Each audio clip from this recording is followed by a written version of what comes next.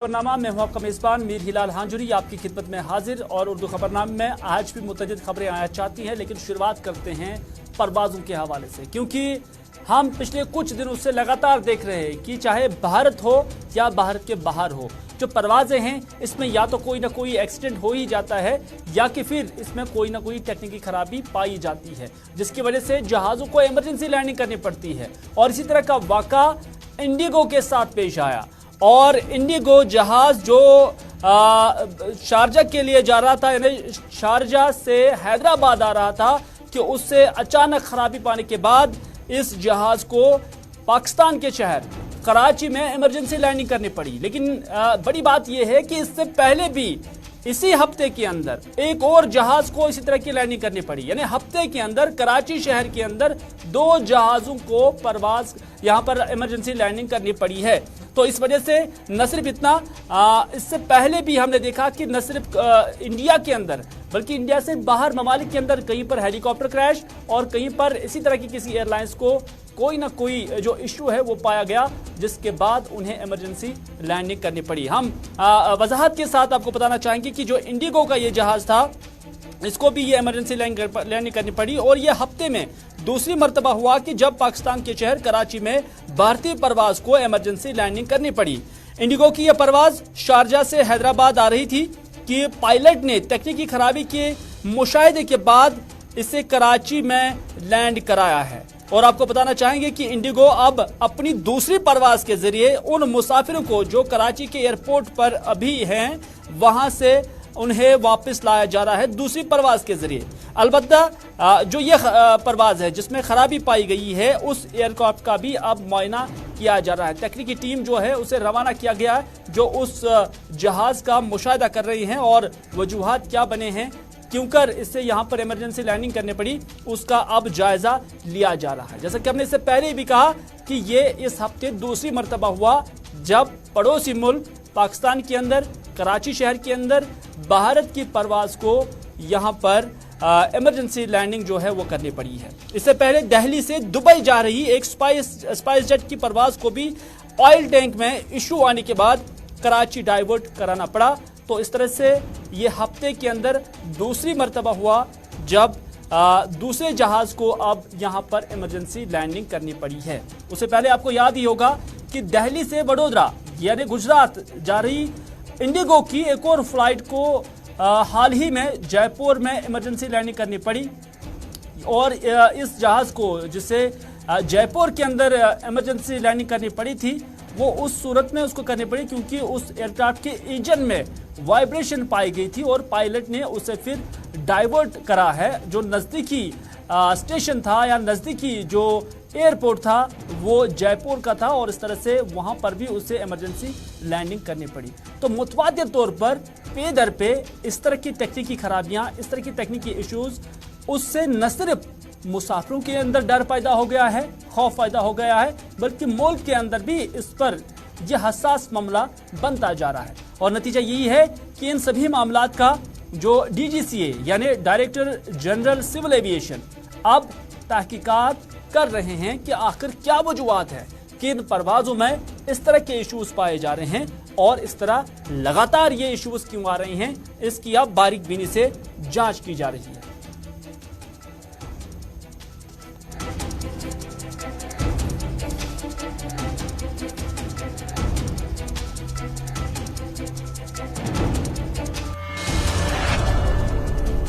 चलिए उम्मीद करते हैं कि ये इश्यूज जो एयरक्राफ्ट्स में आते हैं ये बहुत जल्द दूर हो जाए, वरना हर किसी को जो इस परवाज में सफ़र करता है, चाहे इंडिगो हो या कोई और दूसरी परवाज हो, इंसान को उसमें जाने से पहले ही डर महसूस होता है। और ये डर आम दिनों में भी पाया जाता है। और ख़ासतौर पर जो मुसाफिर पहली बार परवाज के ज़रिए सफ़र करते हैं तो उन्हें डर लग ही जाता है। बात करते हैं कश्मीर के अंदर अमरनाथ यात्रा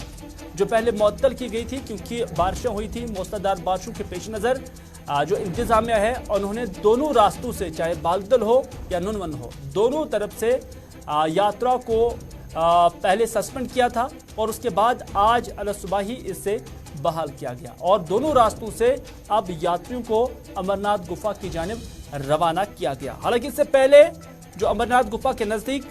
बालतल के मकाम पर तकरीबन जो क्लाउड बर्स्ट हुआ था, जिसके नतीजे में 15 के करीब यात्री जाम बैक भी हुए थे, उस वाक़े के पेश नज़र अब इंतजामिया भी फूंक फूंक से कदम उठा रही है और जो ही मौसम की कोई खराबी पाई जाती है तो उसी के अकॉर्डिंग फिर इकदाम भी उठाए जा रहे हैं। ताहम आज जब यात्रियों को बालतल के लिए रवाना किया गया, उनमें भी काफ़ी खुशी पाई जा रही थी और जो यात्री वहां से वापस होके भी आए, उनमें भी काफ़ी खुशी पाई जा रही थी। यात्रियों के अंदर किस तरह का सूरत हाल था, वो किस तरह का मुजाहरा कर रहे थे, पहले उन्हीं की जुबानी सुनते हैं। बाढ़ तो आ गई है, पर यहाँ प्रशासन, यहाँ के लोग यात्रियों के लिए बहुत कष्ट उठा रहे हैं। ये नहीं कहना चाहूँगा, हो रहे हैं जो भी यात्री आ रहे हैं, इसके लिए यहाँ पे जो रहते हैं लोग, मंदिर वाले हैं, ये तंबू लगाने वाले हैं, प्रशासन है, वो बहुत उनके लिए कष्ट उठा रहे हैं और उनको दर्शन करने के लिए बहुत अपनी मेहनत करवा रहे हैं। उनको मैं सबको धन्यवाद दूंगा। यात्रा का छोटा है, यात्री का नाम बरसात के मौसम का ध्यान रखें और अपने साथ गर्म कपड़े और खाने पीने का सामान लेके आए और यात्रा जल्दी शुरू करें और जल्दी खत्म करें और बूढ़े और बच्चों का साथ में ध्यान रखें। और यात्रा ठीक है, चल रही है, भोले बाबा की कृपा है और ये आपादा आई थी वो ठीक हो गई है। लंगर व्यवस्था दोबारा शुरू होगी सभी भंडारों की और चले नाज़रीन, जो यात्री यात्रा करके आए हैं उनमें भी काफ़ी खुशी और उत्साह पाया जाता है और जो गुफा की तरफ जाने के इंतज़ार में है उनमें भी काफ़ी मसरत पाई जाती है, क्योंकि एक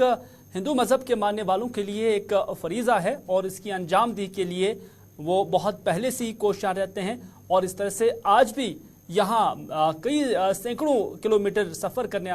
वाले जो यात्री हैं उनमें भी काफ़ी उत्साह पाया जा रहा है, उनमें भी काफ़ी तजब्जुब पाया जाता है, काफ़ी इंतज़ार में है कि कब वो गुफा का यहाँ पर मुशाहिदा करेंगे और उसके बाद जो सूरत हाल है वो यहाँ पर आप भी देख सकते हैं। फ़ौज या उसके साथ साथ नीम फौजी दस्ते, जम्मू कश्मीर पुलिस, आम कश्मीरी लोग या जितने भी लोग यहाँ पर खादिम हैं, उनकी ये तस्वीरें आप देख सकते हैं। फिदा हुसैन इस वक्त अनंतनाग से हमारे साथ जुड़ चुके हैं। फिदा से जानने की कोशिश करेंगे ये यात्रा कब बहाल हुई है और अभी क्या लगातार जारी है या किसी तरह का कोई भी तब्दीली इस शेड्यूल में लाया गया है? सबसे पहले मौसम का हाल मैं आपको बता दूं कि इस वक्त जहां पर हम खड़े हैं आप देख सकते हैं कि धूप खिली हुई है और धूप खिलने से ही कहीं ना कहीं पे जो यात्री है उनके चेहरे जो है खुशी से झलक उठते हैं, क्योंकि अगर कहीं पे उब्र आलूद होता है तो कहीं ना कहीं पे उनके चेहरे मायूस होते हैं, लेकिन फिर भी उनका जोश बराबर रहता है। मैं आपको बता दूं कि जम्मू कश्मीर को छोड़ के हिमाचल, हरियाणा, दिल्ली, तमिलनाडु, मध्य प्रदेश के साथ साथ जहां पे हम गुजरात की बात करेंगे और गुजरात के साथ साथ पंजाब हो या बाकी जितने भी राज्य है, वहां के जितने भी यात्री जो है वो बस एक ही मन्नत लेके आते हैं कि हम यात्रा कब करें और यात्रा करके ही हम घर लौटना चाहते हैं। अगर मौसम का मिजाज जब कभी बदल जाता है तो कहीं ना कहीं पे वो नुनवन बेस कैंप या बालटाल के बेस कैंप में बैठकर वहां पर लंगर जो लगते हैं, वहां पे मुफ्त लंगर होते हैं और वहां पे रात को भी सोने के लिए उनके लिए जो सहूलियातें हैं जो सरकार की तरफ से रखी गई है, श्राइन बोर्ड की तरफ से रखी गई है, जिसका मॉनिटर खुद वहां पे जिला इंतजामिया करती है, तो यात्रियों को किसी तरह के मुश्किलात जो है वो पेश ना आए उसके लिए वहां पे बहुत सारे जगहों पे जो है अच्छे इंतजाम किए गए हैं। अगर हम पहलगाम रास्ते की बात करेंगे जहां पे Chandanwadi, MG top, Pishu top, Panchtarni, Sheshnag, ऐसे बहुत सारे संगम टॉप के बाद अगर हम गुफा की बात करेंगे वहां तक जो इंतजामात है, इंतजामात से काफी ज्यादा खुश और मुतमईन जो है यात्री नजर आ रहे हैं। जहां पे जत्थे की आपने बात की है, जत्था आज सुबह सवेरे जो है नुनवन बेस कैंप से जो है आगे की ओर चल पड़े हैं, क्योंकि कल मौसम खराब होने की वजह से यात्रियों को जो है नुनवन बेस कैंप में ही रोकना पड़ा। ऐसा ही हाल बालटाल के रास्ते से भी था, लेकिन फिलहाल मैं आपको यहाँ पे ये जरूरी बता देना चाहता हूं कि जहां हजारों की तादाद में जो यात्री जो है जो जम्मू के भगवती नगर से निकल पड़ते हैं और दोपहर 2 से 2:30 बजे के आसपास वो बेस कैंप्स में पहुंचते हैं, रात वो वहां पे गुजारते हैं और अगले दिन सुबह की किरण पड़ते ही उनको आगे जाने की इजाजत दी जाती है। की गई है एक बड़ी चीज जो देखी जा रही है एडमिनिस्ट्रेशन एंड से कि हाल ही में जो एक एक्सीडेंट या इंसिडेंट हम कह सकते हैं कि जिसमें 15 के करीब अफराद या 15 के करीब जो यात्री है वो जाम बैक हुए, 55 के करीब जख्मी हुए थे, तो उसके बाद जो ही मौसम खराब हो जाता है तो उसके बाद ऐसा लग रहा है कि गवर्नमेंट भी अब एडमिनिस्ट्रेशन भी अब फूंक फूंक पर कदम उठा रही है, कोई रिस्क नहीं लेना चाहती है। और यही वजह है कि कल भी हालांकि ज़्यादा बारिशें माना जाता है कि नहीं हुई हैं, लेकिन उसके बावजूद एडमिनिस्ट्रेशन ने यात्रा को कल सस्पेंड किया था। देखिए, अगर मौसम की बात करेंगे, मौसम कब करवट लेगा, अगर हम पहलगाम की फिजाओं की बात करेंगे, पहलगाम तो इसीलिए जाना जाता है कि मौसम कभी भी वहां पे बदल सकता है। ऐसी भी धूप आ सकती है कि किसी को ये भरोसा भी नहीं है कि पहलगाम की खूबसूरत वादियों में, और अगर ऊपरी इलाकों की बात करेंगे, क्योंकि पहाड़ी इलाका है ये, और जब कभी भी थोड़ा सा मौसम जो है वो करवट लेता है तो कहीं ना कहीं पे इंतजामिया भी जो है कोई भी जोखिम उठाने के लिए तैयार नहीं है कि हम यात्रियों को आगे जाने की इजाजत देंगे। लेकिन जब कदर बेहतर मौसम होता है तो उसके बाद ही फैसला लिया जाता है कि यात्रियों को हम आगे जाने दे सकते हैं। इसीलिए अगर कल की बात करेंगे, जहां पे आपने कहा कि मामूली बारिशें हुई, लेकिन मामूली बारिशें भी नहीं हुई है। ऊपरी इलाकों में जमकर बारिशें हुई, और उन जमकर बारिशों का भी मजा कहीं ना कहीं पे यात्री जो है वो जरूर लेते हुए नजर आते हैं वहां पे। और उनका यही मानना है कि इसीलिए तो हम बाबा के दर्शन के लिए आते हैं कि यहाँ पर मौसम कभी भी खराब हो सकता है। बाबा के दर्शन जरूर करेंगे और दर्शन करके ही वापस घर लौट आएंगे। बहुत बहुत शुक्रिया फिदा पूरी जानकारी देने के लिए। और फिदा हुसैन कहते थे कि जो पहलगाम का मौसम है वो काफ़ी, हालांकि उन्होंने लफ्ज़ बेईमान का इस्तेमाल नहीं किया, लेकिन हम ये कह सकते हैं कि रफ़ी साहब के गानों में मौसम से मुतल्लिक़ यही बात कही गई है कि मौसम काफ़ी बेईमान भी होता है। और यही वजह है कि मौसम पे कोई भरोसा नहीं है, और उसी के अकॉर्डिंग एडमिनिस्ट्रेशन भी यात्रा के पेश नज़र जो इक़दामात है वो उठाती रहती है।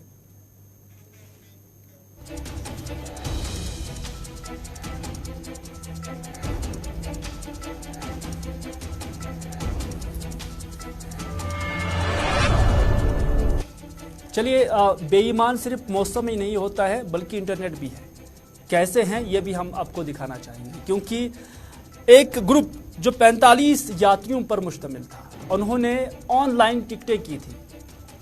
और ये टिकटें उन्होंने हेलीपैड के लिए की थी, हेलीकॉप्टर सर्विस हासिल करने के लिए की थी। लेकिन जब वो नीलग्रात पर पहुंच गए, जो नीलग्रात हेलीपैड है जो गांदरबल से होते हुए नुनवन बेस कैंप की जानिब, बालतल बेस कैंप की जानिब से हैं, तो वहां पर जब वो पहुंचे तो उनमें से, उन 45 में से 7 अफराद का ग्रुप जब पहुंचा तो उनसे कहा गया कि आपकी टिकटें सही नहीं हैं बल्कि ये फ्रॉड हैं। तो इस तरह से इंटरनेट ऑनलाइन जो उन्होंने ये टिकटें हासिल की थी वो भी फ्रॉड हैं और उनके साथ बेईमानी हुई है। तो ये जो ग्रुप है, माना जा रहा है कि ये पुणे से आए हुए थे, और उनका ये भी कहना है कि उनके पास अब पैसे भी नहीं बचे हैं, और उन्होंने सरकार से मुतालबा किया कि इस मामले का कम से कम तहकीकात हो जाना चाहिए, क्योंकि न जाने कितने ऐसे यात्री होंगे, कितने ऐसे लोग होंगे जिनके साथ इस तरह का मजाक हुआ होगा, जिनके साथ मौसम की तरह इस तरह की बेईमानी हुई होगी। ये यात्री क्या कुछ कहते हैं, पहले उन्हीं की जुबानी सुनते हैं। मैं विश्वास चौधरी पुणे से। अभी हमने यहाँ से हेलीकॉप्टर के लिए 45 टिकट बनाए थे। हमारी पूरी फैमिली, हमारे नजदीक के लोग यहाँ पे थे, तो उनके टिकट जो, जब मैं हेलीपैड आया तो हमें, हाँ, यहाँ नीलगार हेलीपैड आया, हाँ, सोनमर्ग हेलीपैड पे आया, तो यहाँ पे पता चला कि ये जो टिकट हमने बनाई हुई है वो तो फ्रॉड है। अमरनाथ यात्रा हम जब आए तो अभी हमने कुछ ही पैसे लाए थे, अभी यहाँ से उड़ने के लिए, हेलीपैड से जाने के लिए हमारे पास पैसे नहीं बचे। हम महाराष्ट्र से आने इतनी दूर आए और हमारे साथ ये फ्रॉड हुआ है, और प्रशासन ने भी ध्यान देना चाहिए, क्योंकि ये। चलिए नाज़रीन, आपने देखा, आपने खुद भी इन यात्रियों को सुना। ये दरअसल पुणे से आए हुए हैं और वहीं पर उन्होंने ऑनलाइन ये टिकटें बुक कराई थी। पुणे से ही उन्होंने ऑनलाइन ये टिकटें बुक कराई थी, लेकिन जब वो यहाँ पर पहुंचे तो उनके साथ बड़ा मजाक उन्होंने पाया, और इसी वजह से उन्हें काफ़ी मुश्किलात से दो चार होना पड़ा। सलीम वानी जो हमें गांदरबल से इस हवाले से अपडेट कर रहे हैं, क्योंकि गांदरबल से ही हमें सलीम वानी ने ये अपडेट दिया हुआ है, और ये वीडियो और ये जो बाइट है जो हमने आप तक पहुंचाई है खुसूसी न्यूज़ इस नशियात के ज़रिए। और पहले आपका खैर मकदम करना चाहेंगे सलीम, जानना चाहेंगे कि यहाँ आकर उन्हें यह पता चला तो उसके बाद एडमिनिस्ट्रेशन की जानिब से किस तरह के इकदाम उठाए गए, क्या उन्हें वो सर्विस अवील करने के लिए अब सहायता दी गई है, या कि फिर उन्हें यहाँ नई टिकट बनानी पड़ी? बिल्कुल हिलाल, आज सुबह जो 7 बंदूक का ये जो ग्रुप था, लेकिन इन्होंने जब वहां पे अपने जिक्र का खुलासा किया तो बोला कि 45 लोग हैं हम ग्रुप में, जो इन्होंने पुणे से टिकट किए थे, यात्रा टिकट 45 टिकट्स किए थे। लेकिन आज इनके जो 7 मेंबरों का जो ग्रुप था, जब ये सुबह सुबह नीलगिरार के जो हेप्टर सर्विस के काउंटर पे पहुंचे तो उनको वहां पे ये मिला कि ये फर्जी टिकट्स है। और इनको वहां पे क्या हुआ तो इनके मूड से ही पता चलेगा। जब इन्होंने बात की हमारे साथ तो इन्होंने कहा कि ये हमारे साथ सबसे बड़ा सान्य, क्योंकि अब इन चीजों में भी बख्शा नहीं जाता। और इनको ये हादसा ही हुआ है, ये पुणे से ही हुआ है, क्योंकि ये टिकट्स जो हुए हैं ये पुणे से ही इन्होंने कंफर्म किए थे। लेकिन जब ये वहां पे प्रशासन को पता चला और वहां पे जो शाइन बोर्ड के जिम्मेदारान है या डिस्ट्रिक्ट एडमिनिस्ट्रेशन के जिम्मेदारान है और नजदीकी पुलिस स्टेशन है सोनमर्ग में, उनको पता चला तो हर कोई अपने कार्रवाई में आया और पुलिस स्टेशन सोनमर्ग में स्टार्ट हो गई इसकी कार्रवाई। थोड़ी देर में या तो इसको 0 पर्चा लगेगा या तो ये साइबर क्राइम को भेजा दिया जाएगा। और बर वक्त कार्रवाई हुई, क्योंकि प्रशासन की भी नींद उड़ गई, क्योंकि 45 मेंबर का जो ग्रुप है उनको ये हुआ है कि चीट हुआ है, फ्रॉड हुआ है। मुझे लगता है कि आने वाले दिनों में मुझे लगता है कि जरूर ये आने वाले दिनों में, चूंकि एक प्रोसेस है सलीम, अब ये जिसकी बारीक-बीनी से अब तहकीकात हो जाएगी, इसके लिंक्स जो है ढूंढे जाएंगे, साइबर का भी इसमें एक पार्ट बनता है, सारे जावियों को देखा जाएगा, सभी एंगल्स को देखा जाएगा। लेकिन जो अब यात्री आए हुए हैं उनके साथ क्या हुआ है? अब क्या उन्हें नई टिकट बनानी पड़ी या कि सरकार ने उन्हें अपने खर्चे से अब जो है यात्रा के लिए भेज दिया है?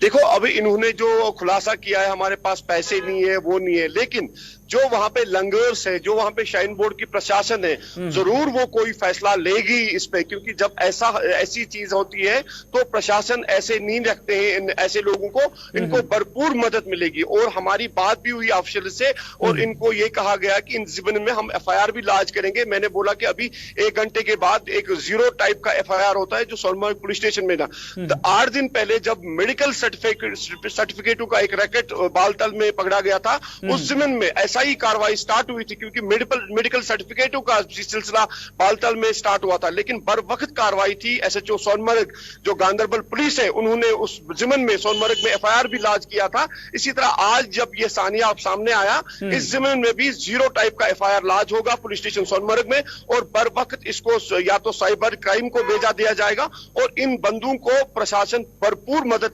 करेगी, क्योंकि शाइन बोर्ड में ऐसे लोगों को भरपूर मदद भी मिलता है और जो लंगर्स है वहां पे जो इनका अपना बोर्ड होता है उनकी तरफ से भी इनको बर वक्त मदद मिलेगा। लेकिन जो ये टिकट से ये रिजेक्ट हो गई, इनको दूसरे टिकट करनी ही करनी है। बहुत बहुत शुक्रिया सलीमानी, पूरी जानकारी देने के लिए। अहम खबर जो हमने अमरनाथ यात्रा और यात्रियों के हवाले से और उनकी टिकट्स के हवाले से आप तक पहुंचाई है। और किसी ने मुझे दुरुस्त किया कि इंटरनेट बेईमान नहीं होता है, बल्कि इंटरनेट चलाने वाले कुछ अफराद जो है वो बेईमान थे, जिनकी वजह से इन 45 में से अभी तक 7 की निशानदी हुई है जिनके टिकट्स जो है फ्रॉड पाए गए हैं। पुलिस ने मामला दर्ज कर लिया है और बारीक बीनी से तय बतय इस मामले की जांच हो रही है।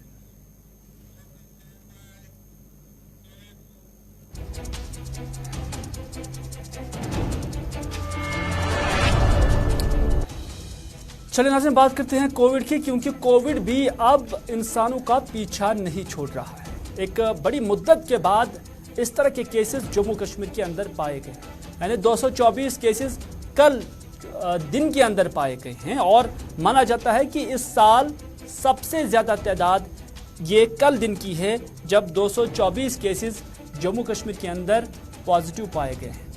और कोविड के बढ़ते ग्राफ को देखते हुए अरुण कुमार मेहता, जो कि जम्मू कश्मीर के चीफ सेक्रेटरी है, उनकी जानिब से भी एक जो है ऑर्डर जारी किया गया है। और इस ऑर्डर के जरिए उन्होंने लोगों से अपील की है कि कोविड कंट्रोल जो प्रोटोकॉल है उस पर अमल पैरा हो जाए और जो प्रिकॉशंस हैं नेसेसरी उस पर अमल पैरा हो जाए। और जितने भी एलिजिबल पर्सन्स हैं उन्हें चाहिए कि वो फ्री बूस्टर डोजेस जो है वैक्सीन के वो ले लें। साहिल इकबाल इस खबर को लेकर इस वक्त हमारे साथ है। साहिल, कोविड बढ़ रहा है और इससे एडमिनिस्ट्रेशन भी अब धीरे धीरे मुतहरिक होने लगी है। क्या आपको लग रहा है कि इनकी मुख्तलिफ डॉक्टर साहिबान के साथ भी आपने बात की होगी, कुछ एक्सपर्ट्स के साथ भी आपने बात की होगी, नेक्स्ट मूव क्या हो सकता है सरकार का? कहीं जो कोविड प्रोटोकॉल है उसकी अमलावरी के लिए एक बार फिर से जो है जोर या उसको एनफोर्स करने की कोशिश तो नहीं की जाएगी अब सरकार की जानिब से या एडमिनिस्ट्रेशन की जानिब से? बिल्कुल हिलाल, जिस तरह से आपने पहले ही जिक्र किया, मैं आपको एक बार फिर से बता दूं कि कल जो है कोविड-19 के केसेस में 50% इजाफा हुआ है। अगर हम परसों यानी फ्राइडे की बात करें तो फ्राइडे को 149 केसेस जो हैं रिकॉर्ड किए गए थे, जबकि अगर हम कल की बात करते हैं, सैटरडे की बात करते हैं, तो 224 केसेस जो है कल रिकॉर्ड हुए थे। करीबन 50% इसमें इजाफा देखने को मिला, जिसके बाद इंतजामिया कहीं ना कहीं मुतर्क होती हुई नजर आई और हमने देखा कि अरुण कुमार मेहता ने भी लोगों से जो है गुजारिश करते नजर आए कि आप कोविड-19 के अप्रोप्रिएट बिहेवियर जो है, जो एसओपीज हैं, उनको फॉलो करें और फेस मास्क वगैरह जो है सोशल डिस्टेंसिंग को लागू करें। और उसके साथ साथ हमने देखा कि जो प्रिंसिपल सेक्रेटरी हैं हेल्थ एंड मेडिकल एजुकेशन के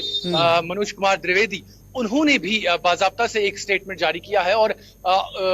एक नजदीकी न्यूज एजेंसी को भी उन्होंने बताया है कि आने वाले दिनों में जैसे ही जो कोविड-19 के केसेस हैं उनमें इजाफा देखने को मिल रहा है, तो उन्होंने जो हेल्थ ऑफिशियल्स हैं और उनके साथ साथ जो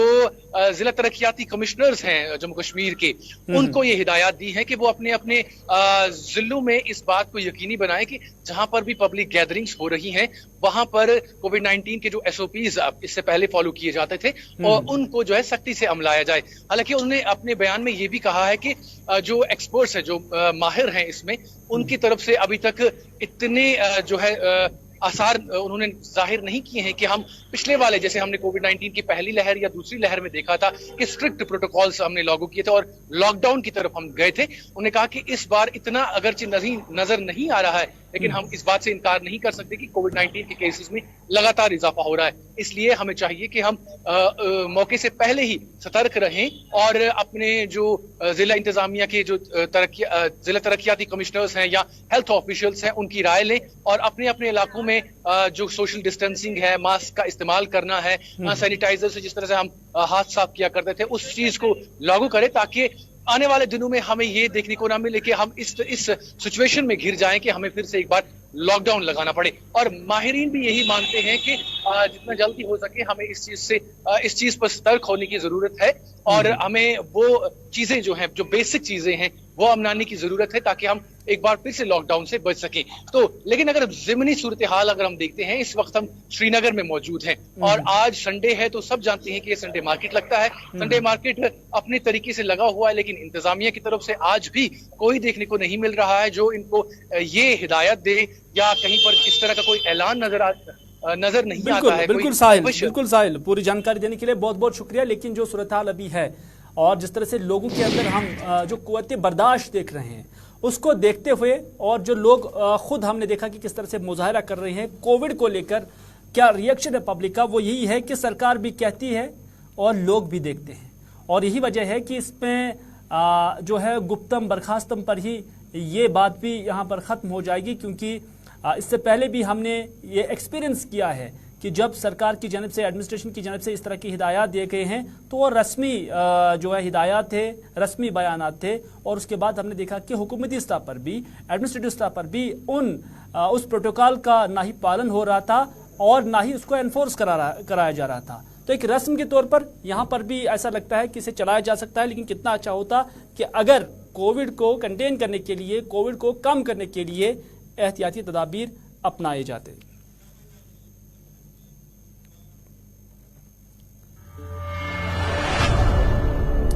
नाज़रीन, इससे पहले कि इलेक्शन कमीशन की खबर हम आप तक पहुंचाएंगे, लेकिन आपको बताना चाहेंगे कि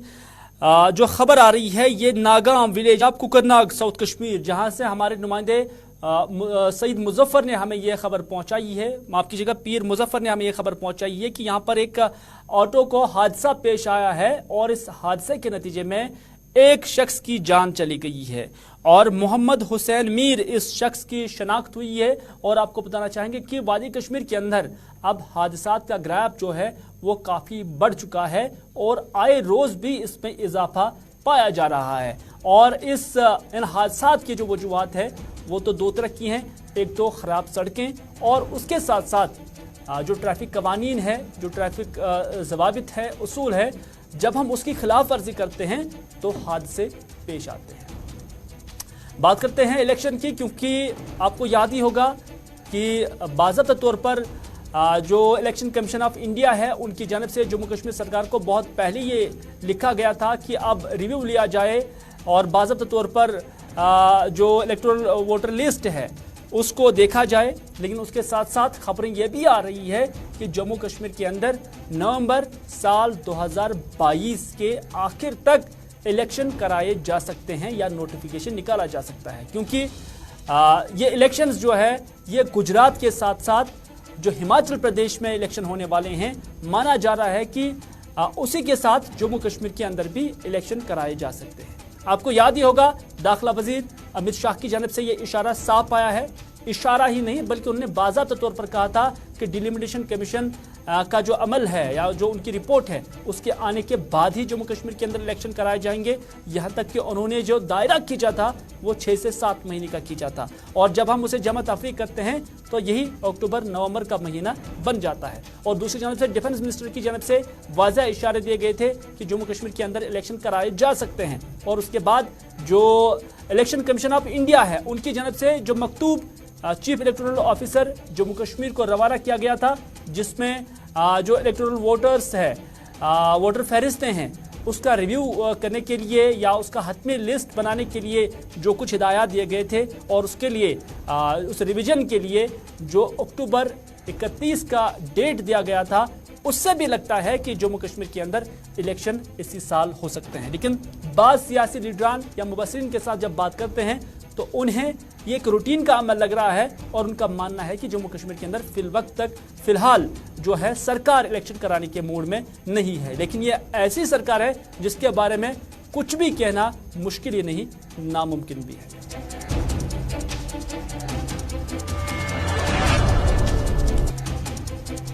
तो नाज़रीन, ये था आज का उर्दू खबरनामा। इसी के साथ दीजिए अपने मेज़बान मीर हिलाल हांजुरी को उर्दू खबरनामा यहीं पर इख्तिताम करने की इजाज़त, इस वादे के साथ कि अगर ज़िंदगी रही तो आपसे फिर होगी मुलाकात। तब तक के लिए खुदा हाफिज़, फ़ी अमानिल्लाह।